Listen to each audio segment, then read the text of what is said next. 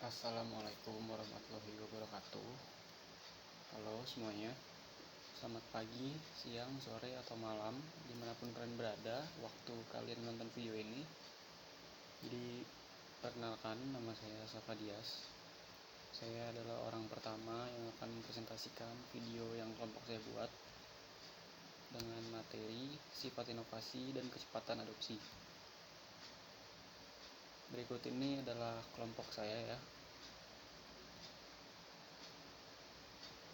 Terdiri dari 3 orang, saya sendiri, lalu ada Nisyalda Salsabila dan Puput Sukma Rahmawati. Untuk materi pertama akan saya sendiri yang menyampaikan.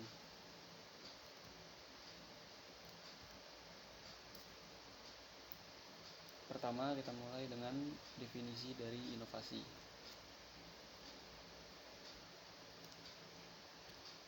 Pada dasarnya, inovasi itu merupakan suatu ide, karya, atau objek yang dianggap baru oleh seseorang.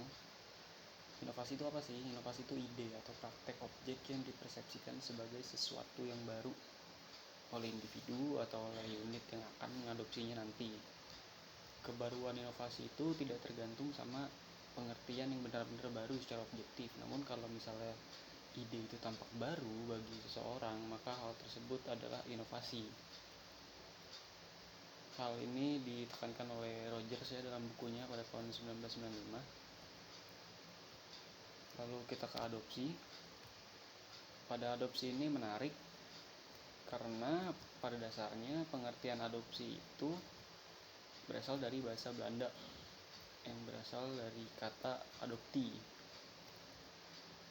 Adopti itu kalau bahasa Inggrisnya kan adoption, yang berarti mengangkat anak atau pengangkatan anak.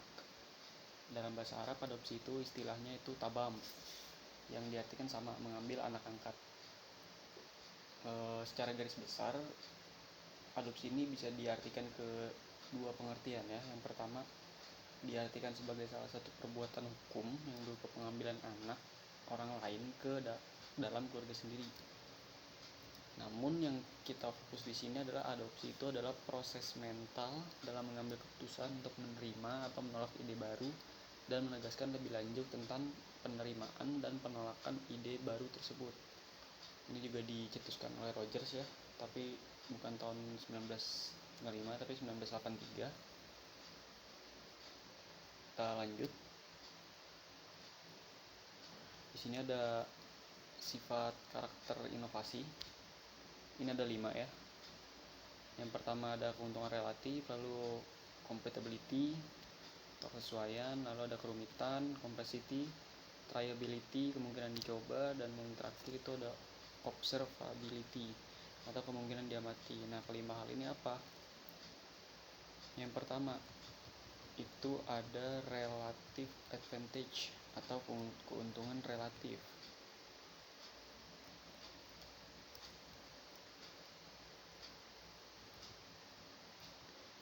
Apa sih keuntungan relatif ini?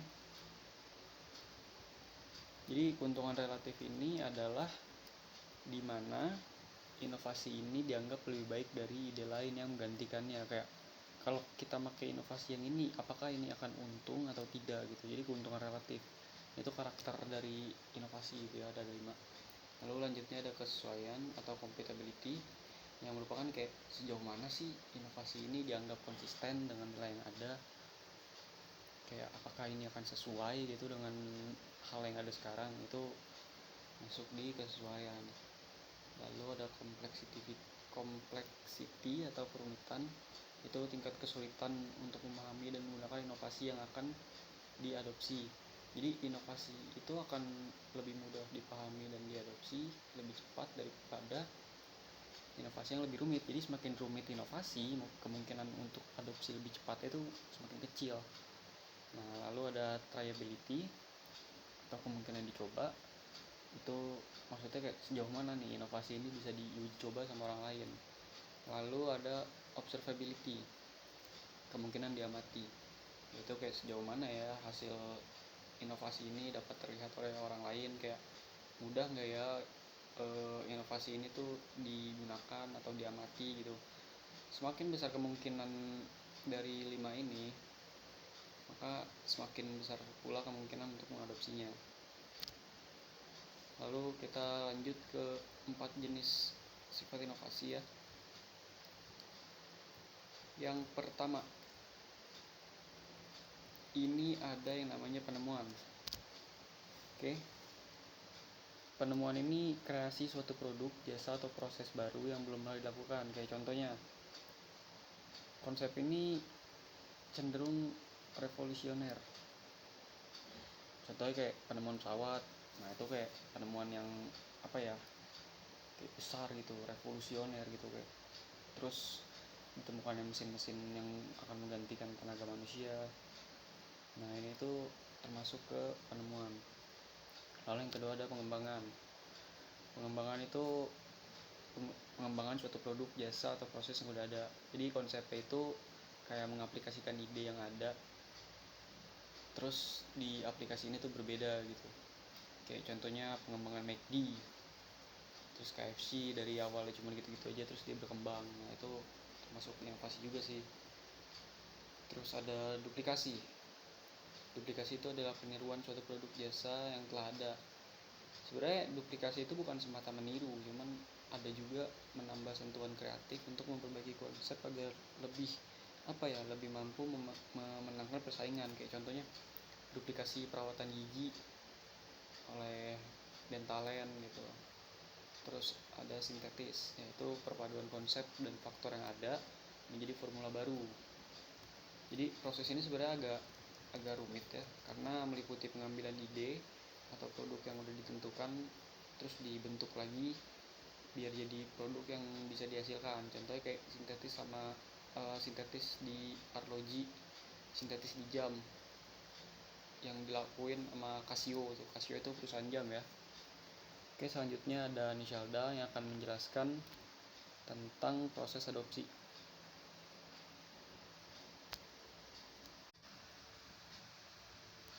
Terima kasih untuk Dias yang telah memaparkan dan menjelaskan materi sebelumnya. Selanjutnya di sini saya Nishalda akan memaparkan materi selanjutnya mengenai proses adopsi. Menurut Rogers, pada tahun 1983 terdapat 5 tahap yang harus dilalui sebelum seseorang mengadopsi suatu inovasi. Yang pertama yaitu ada tahap sadar atau awareness. Nah, di sini sasaran itu harus sadar tentang adanya suatu inovasi yang ditawarkan oleh penyuluh.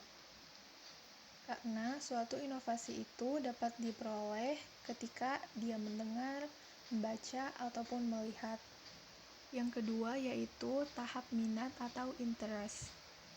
Bahwa sasaran di sini mulai ingin mengetahui lebih banyak hal-hal yang baru dalam inovasi yang ditawarkan tersebut, sehingga ia memiliki ketertarikan untuk bertanya-tanya lebih rinci mengenai inovasi yang akan diluncurkan.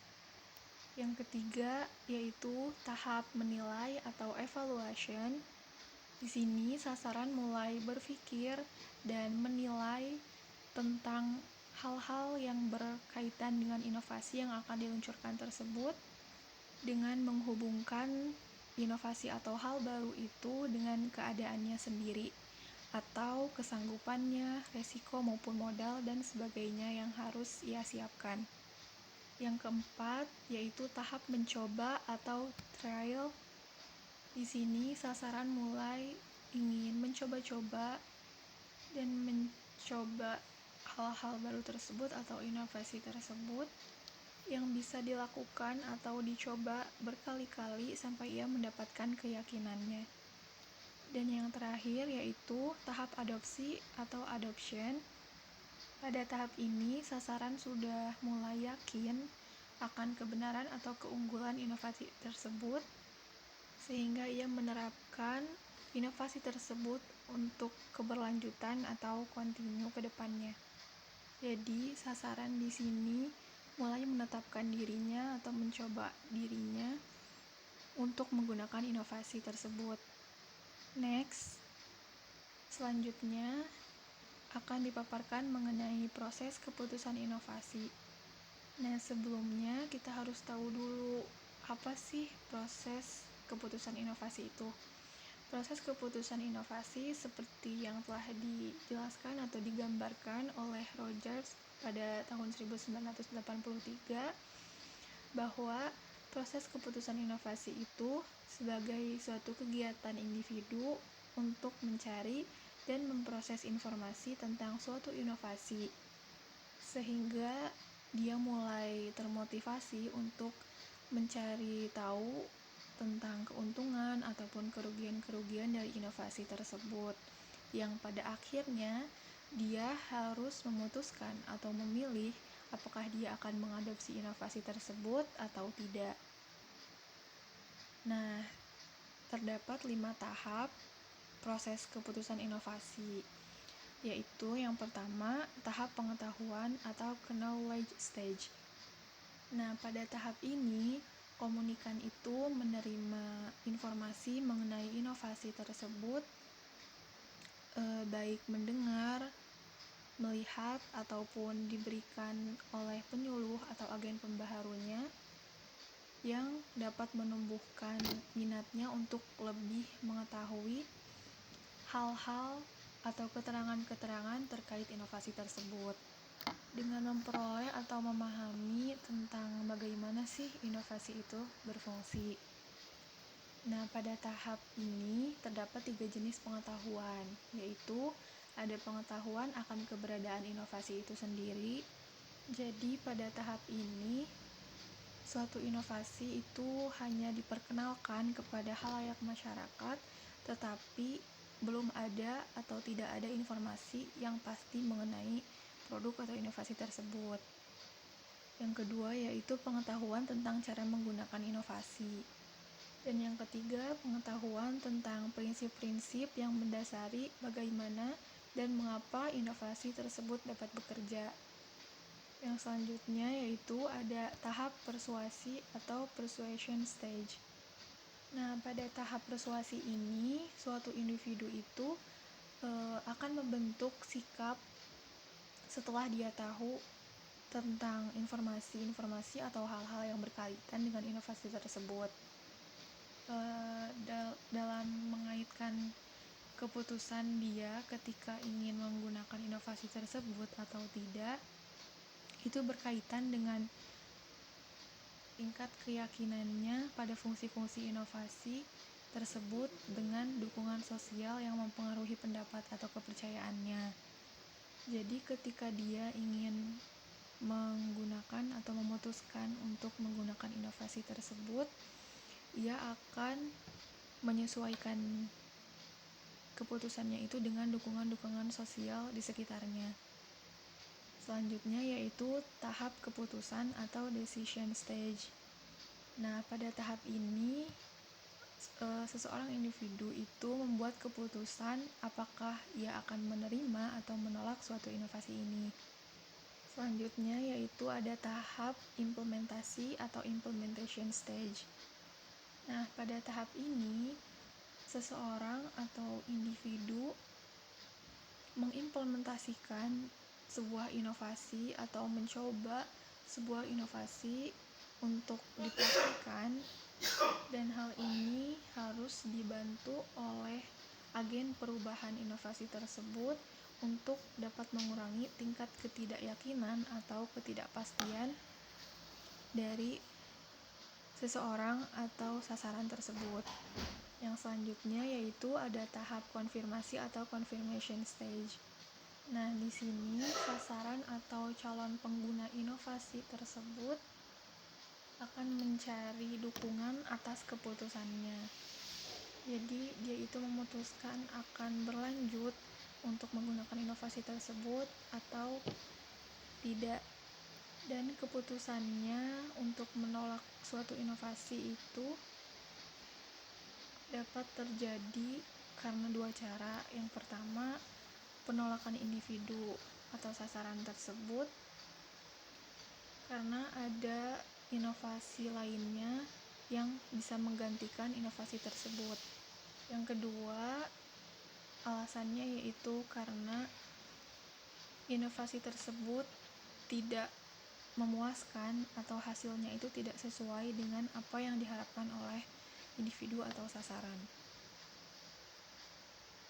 Nama saya Puput Sukma Rahmawati dengan NIM 1905458. Di sini saya akan menjelaskan mengenai tipe keputusan inovasi pada kecepatan adopsi. Kecepatan adopsi adalah tingkat kecepatan penerimaan inovasi oleh anggota sistem sosial. Kecepatan ini biasanya diukur dengan jumlah penerima yang mengadopsi suatu ide baru dalam suatu periode waktu tertentu. Selain kelima sifat inovasi tersebut yang mempengaruhi proses adopsi suatu inovasi, ada beberapa variabel lain yang dapat menjadi penjelas kecepatan adopsi. Tipe keputusan inovasi.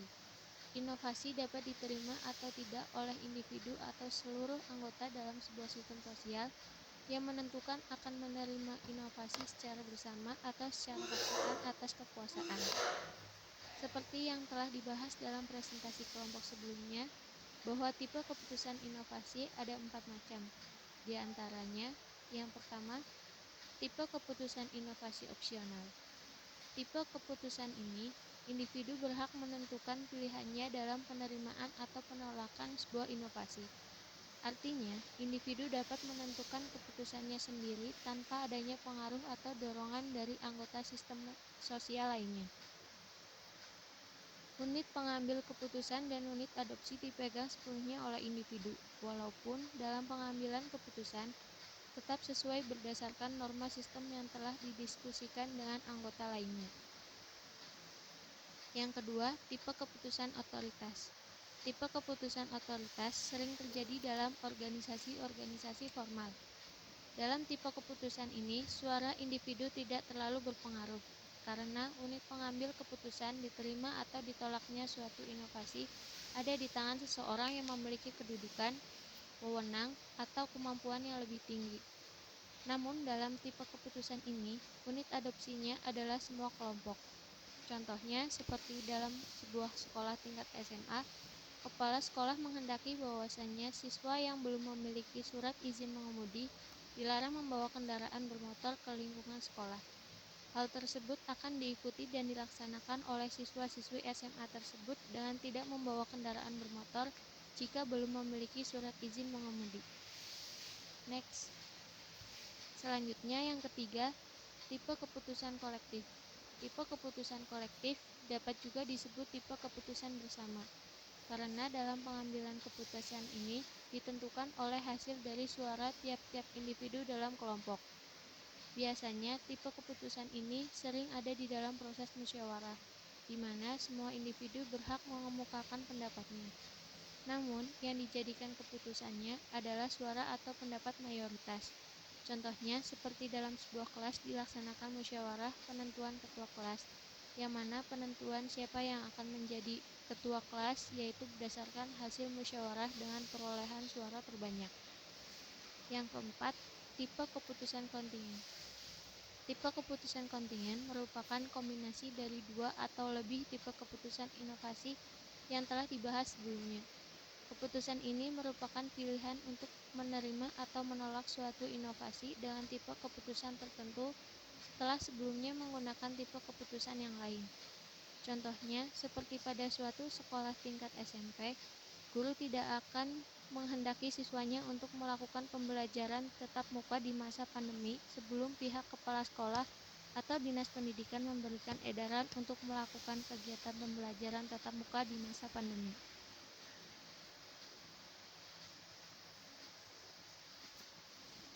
Kurang lebihnya mohon maaf.